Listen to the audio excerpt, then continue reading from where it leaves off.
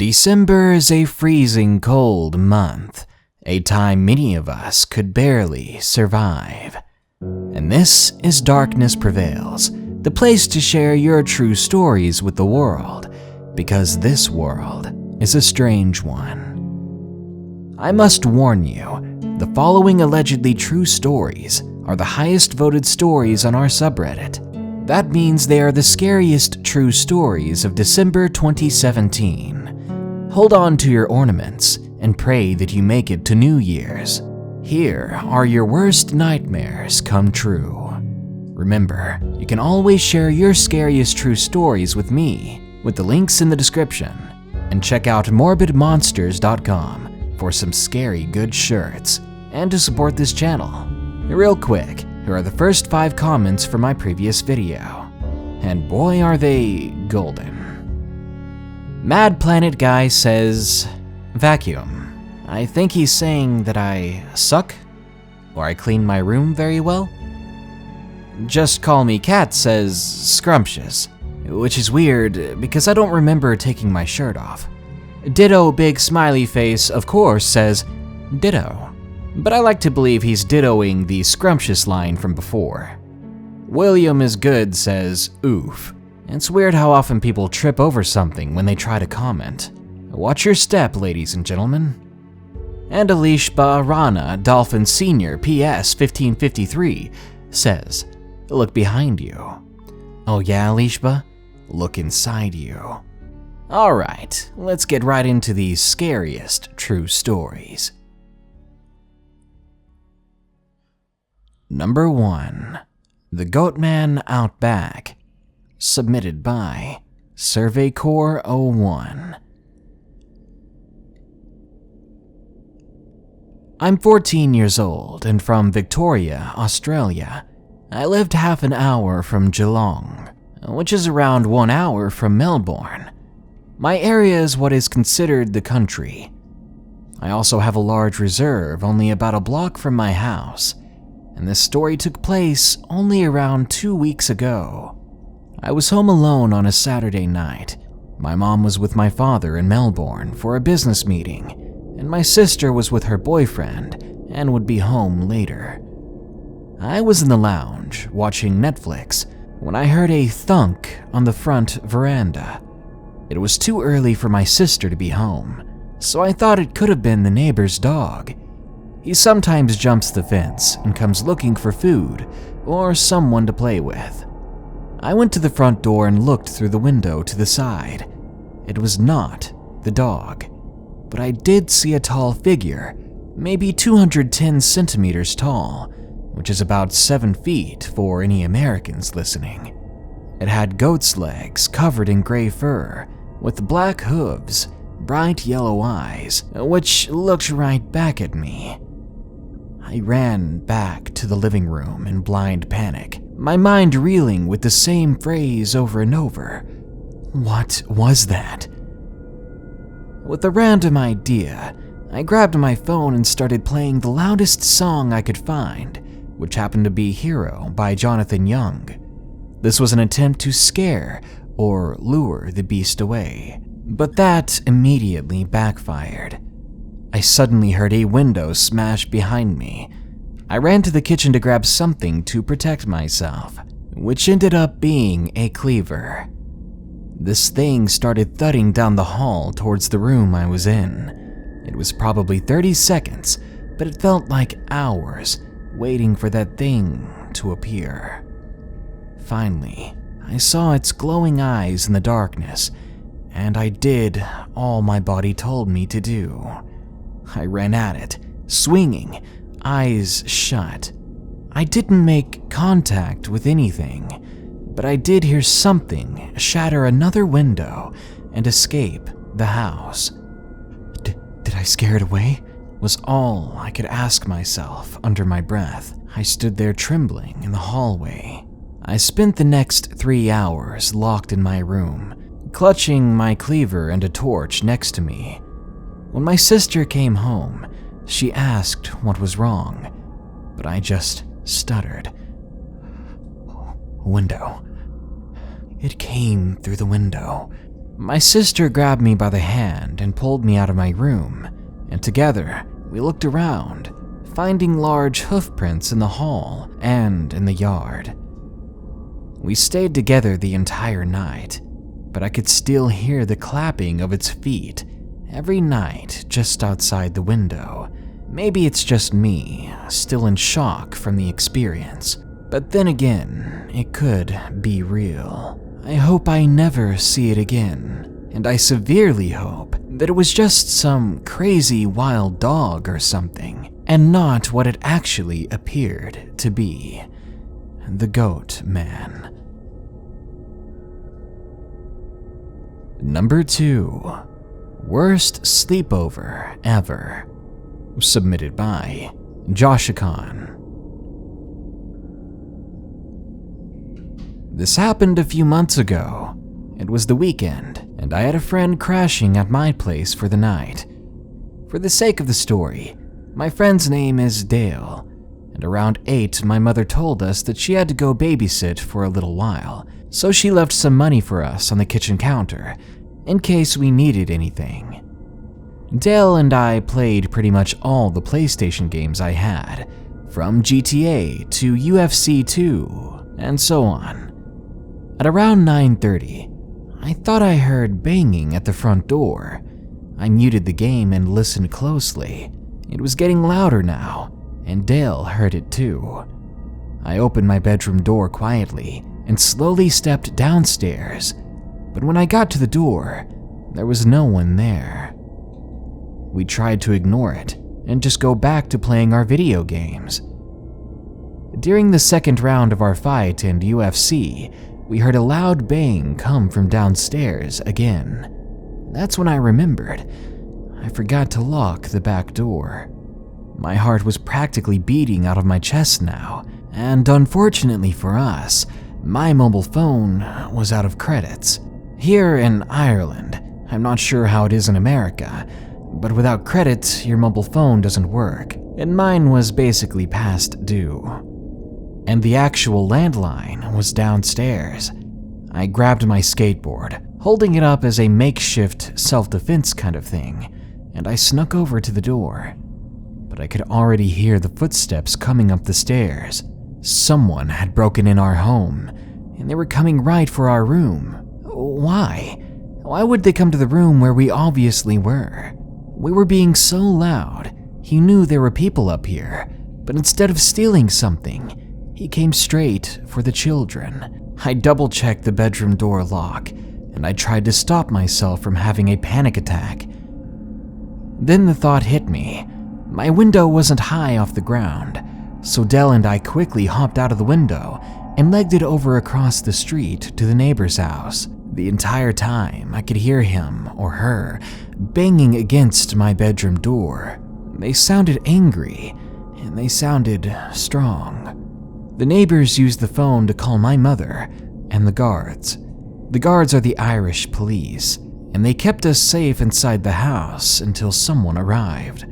When the guards arrived, however, the intruder was gone, and I still don't know if he was caught. And needless, now I'm a little bit more careful and always remember to lock the back door. We used to live in the countryside, and I was lucky we even had a neighbor that close. But it really shows you how ignorant you can be for thinking you can leave your doors unlocked just because you live away from civilization. The following story aired on a previous episode, so you might recognize it. If not, enjoy. But if you feel like skipping it, go to 17 minutes 15 seconds. Number 3. Mcdonald Stalkers. Submitted by Gucci Amadeus. I live in the Houston, Texas area, so there's a lot of crime where I live. But I live on the outskirts of Houston, so I don't really get into much trouble. But one normal day would turn into something that I would never forget. It happened 3 months ago. I was and still am 15.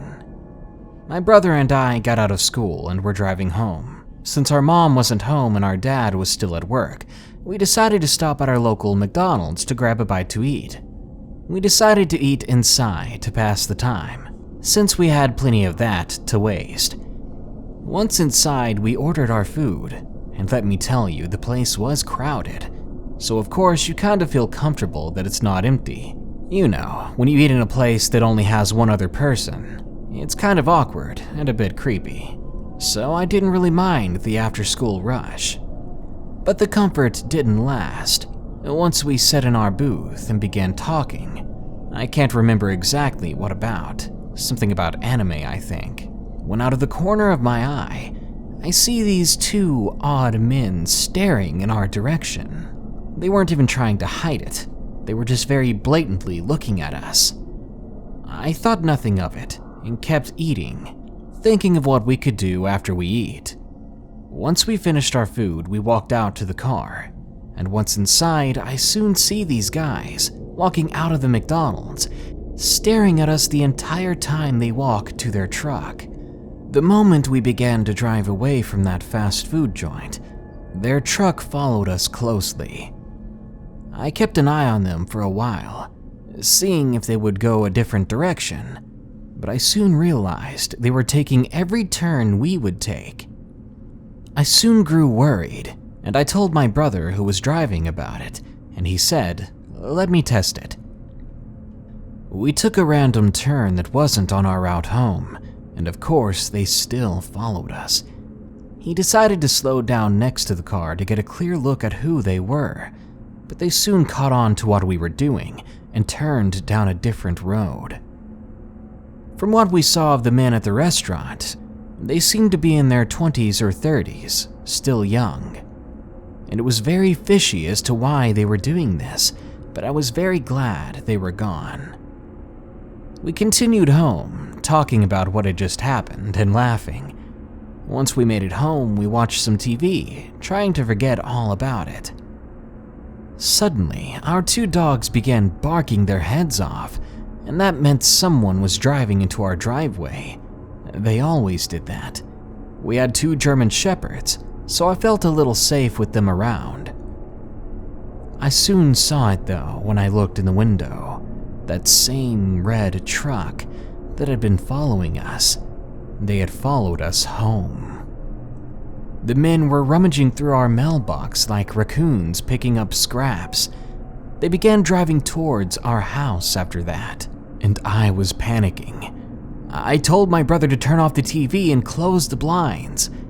He didn't need to question it. He saw them through the window as well and began rapidly closing the blinds and checking the doors. We sat under the windows, waiting and listening. Then we began to peek out the window, wanting a better look at their faces. They climbed out of their vehicle and started walking towards the door. One of them was chubby, wearing a gray hoodie, and he had a very weird gait to his walk, as if his leg was injured. But the other was taller and built.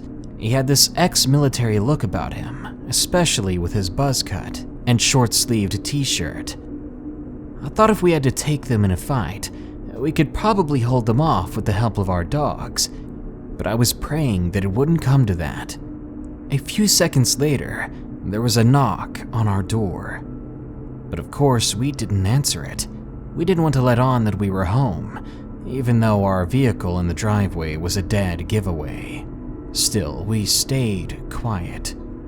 But they knocked even harder, in a rapid succession, before saying in a very fake voice, "Hello, we're from the local Baptist church. We'd love to talk to you about it if you have some time. We're accepting donations." I took a moment to glance out the window, and I could see the chubby one speaking. He had this creepy smile about his face. Me and my brother didn't take the bait, knowing that they were the ones following us.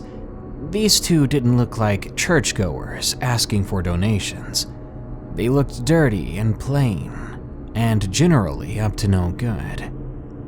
After a long moment of silence, just when I thought they were done and were going to leave, I began hearing them whisper to one another. The military-looking man wore a frown suddenly, and then I heard him say one word out loud. "Okay."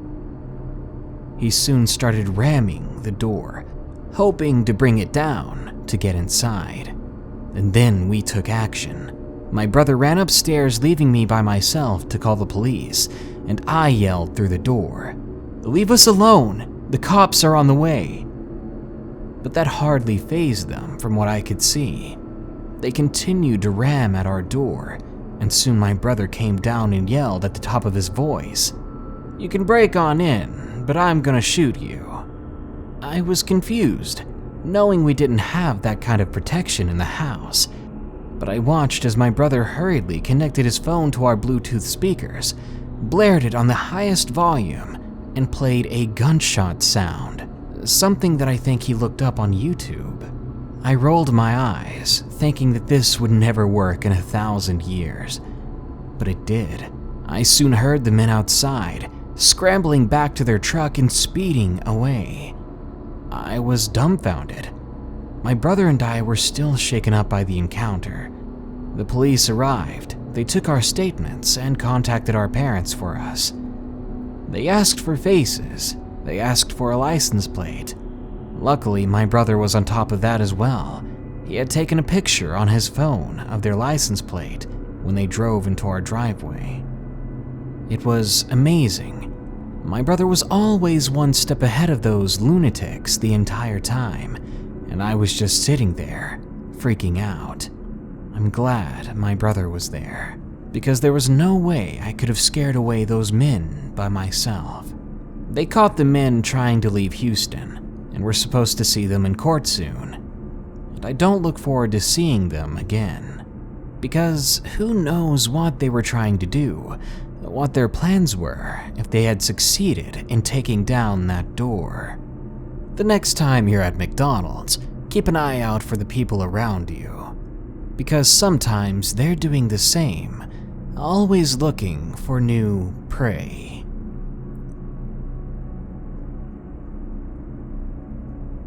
Number 4.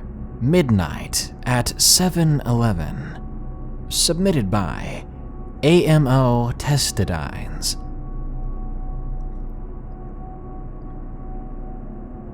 I'm a 20-year-old guy, tall at 6'3" and a mild insomniac.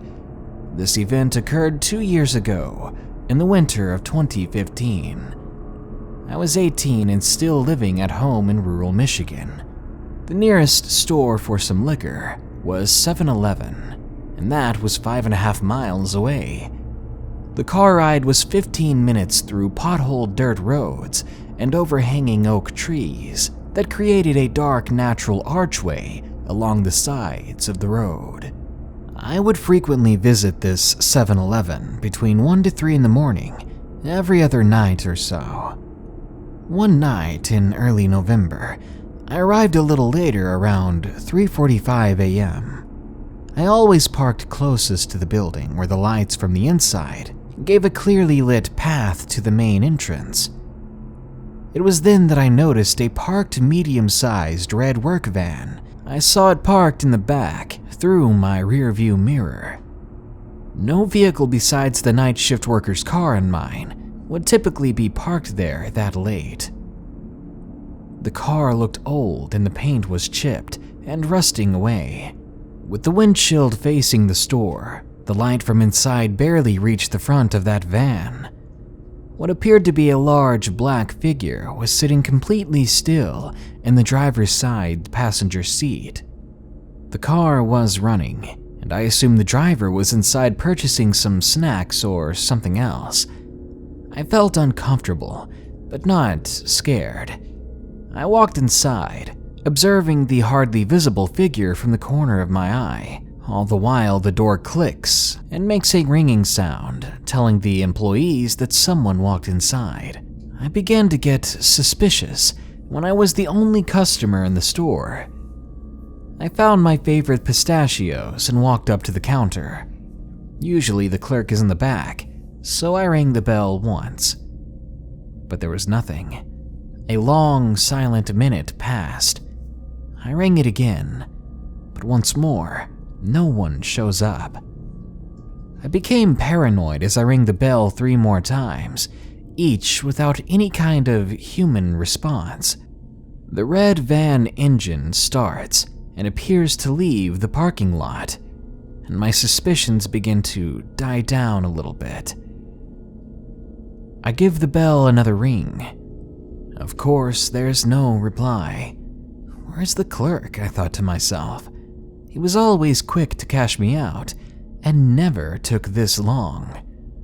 I called out, "Is anyone back there?" But there was nothing.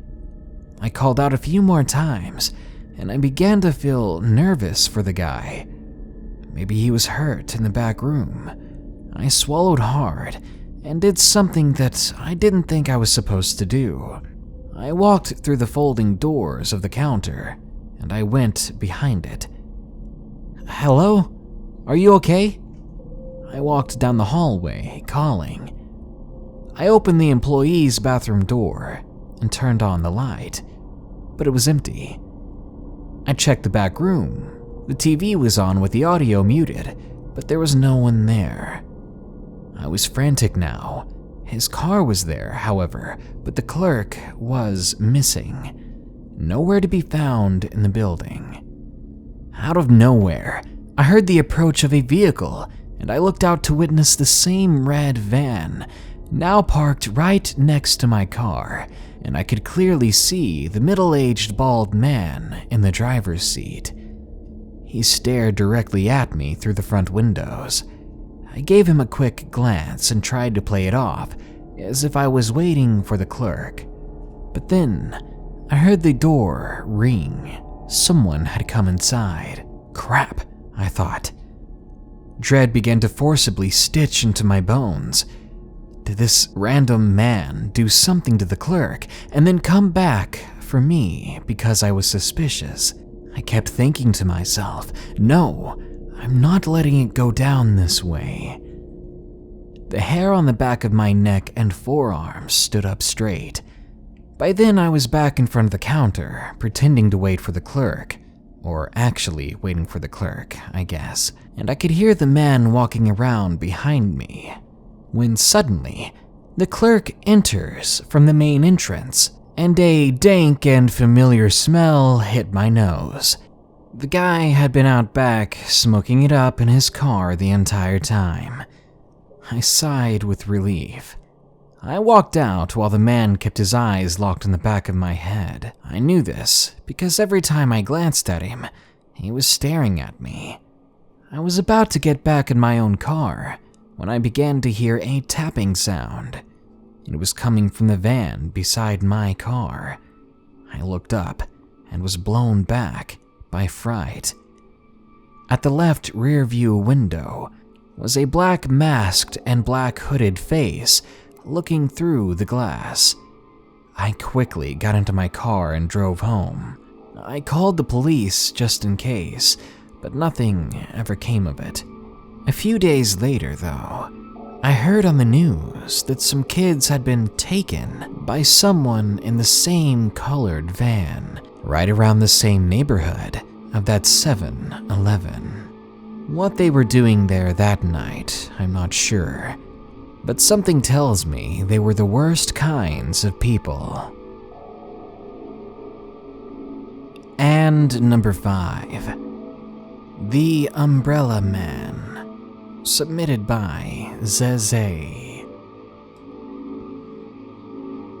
The story I'm about to tell you was a truly terrifying experience that has since scarred me.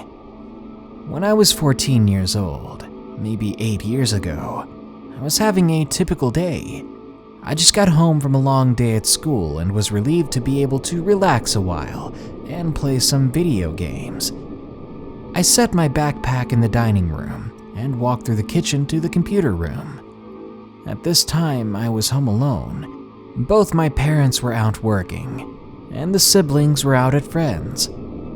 I sat down and began to log in, when suddenly I felt a very cold rush of air.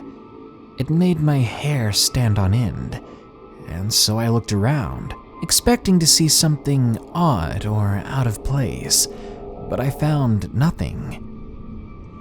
I put my attention back on the computer screen. After a few minutes of surfing the web, I got on Facebook, when suddenly the computer chair I was in forcefully pulled back and then tilted back while I was still in it. At that angle, I should have toppled over, but something seemed to have been holding me there in place. From the force, my head whipped back, and I was looking up when I saw a shadow looking down at me. At that very second, I screamed, and then the chair fell forward. My heart was pounding and racing so fast, I thought it was going to burst. I looked back to the doorway, and I saw something I would never forget. There was a very tall man standing there, about 6'4", and he was staring back at me. He was wearing an all-white suit with a white top hat and a white umbrella. He was leaning on the umbrella like a cane in a suave kind of pose. The worst part was that no matter how hard I looked, I couldn't see his face. The only feature I could see was his long, blonde, and very greasy hair, and an inhumanly stretched smile. It was like the grin of a monster from one of the Disturbed album covers. After what seemed like hours, he turned, unfurls the umbrella, gave me one final look, then walked upstairs. Immediately, I called my dad, and I told him what I just saw. The way the experience just didn't make sense, how bizarre it was. I knew it must have been paranormal. Otherwise, this was the strangest break-in that has ever occurred. The weirdest part, though, was the fact that the man left me with the same weird feeling that I would feel when I was home alone before. The way the empty house made me feel, that same cold dread. Maybe it was him that I was feeling all along. My dad told me to pray and said he would come straight home to check on me. After that night, the next morning, I was still very much startled. That night, I don't remember when I fell asleep. I was too busy staring up at the wall and glancing at the doorway, fully expecting to see someone or something's sinister smile. Around 3 a.m, I woke up. Again, there was a sudden freezing chill. My room was small and my door overlooked the stairs outside, and I always left the door open. It was then that I could see, standing at the top of those stairs, was the same sinister being. He was looking at me and smiling. He stood there for a while, just watching me, as if harnessing my fear. I was paralyzed there, so I couldn't do anything. Eventually, he turned and walked down the stairs with his umbrella open. I still can picture him walking and seeing the umbrella through the stair banister, bobbing up and down as he went. This same entity visited me 3 more times before we finally had a priest bless our home. After that, I never saw him again. Just the thought of it brings tears to my eyes. This was my most frightening encounter, and I've nicknamed the entity the Umbrella Man. I'll do whatever it takes to never see him again. People tell similar stories of this Hat Man that sounds a lot like the same thing. Maybe I'll look into it. I just can't help but wonder if the Umbrella Man has visited or will be visiting other children.